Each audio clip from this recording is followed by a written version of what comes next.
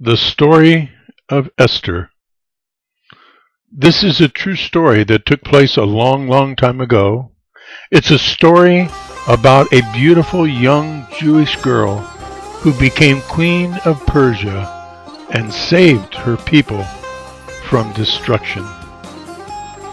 The king of Persia was lonely, and his men searched far and wide for kind and lovely maidens so the king could choose a bride.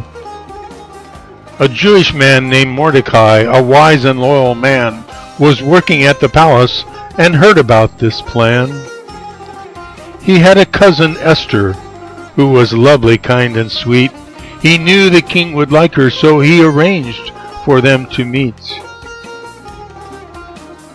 From all the maidens that he met, the fairest to be seen, the king chose Esther for his wife, and she became his queen. Esther made him happy with her kindness and her charm. Cousin Mordecai stayed near the gate and kept the king from harm. Now the king was very busy. His kingdom was quite grand, so he chose a man named Haman to help him rule the land. The king said everyone must bow when Haman comes in view, and almost every person bowed, as they were told to do. But Mordecai refused to bow when Haman passed by, for the Jews bow down to no one but God who rules on high. In anger, Haman told the king, "Some people living here do not obey your laws, and that could do you harm, I fear." The king agreed with Haman to destroy those lawless few, not knowing Haman had tricked him to killing every Jew. Then Haman sent out letters that on a certain date he'd kill the Jews in Persia who'd filled his heart with hate.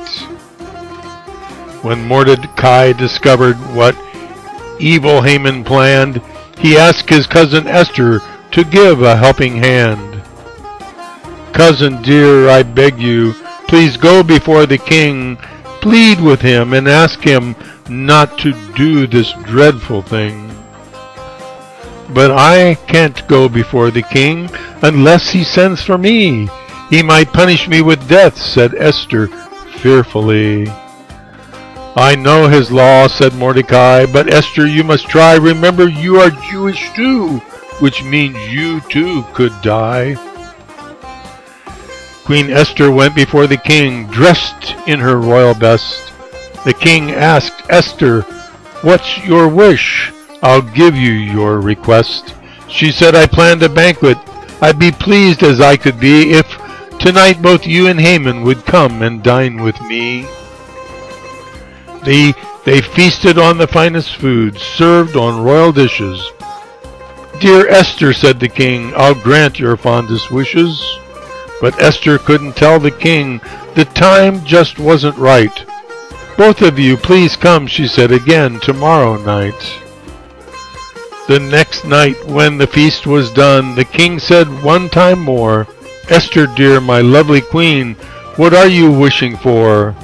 Then Esther bravely answered, "If you love me as your wife, you must not let the Jews be killed, for then I'll lose my life." Mordecai won't bow down to Haman. To God alone he prays. Now wicked Haman made a law to kill the Jews this day. The king said, "I won't harm you, for you are very dear, and I won't harm your people, for now everything is clear. Wicked Haman tricked me. He'll die for what he planned, and Mordecai, your cousin, will help me rule the land."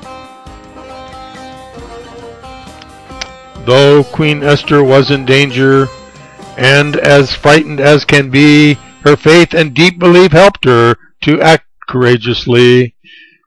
She became a heroine and stood up brave and tall and put God's chosen people first and saved them one and all. The end, and God bless you.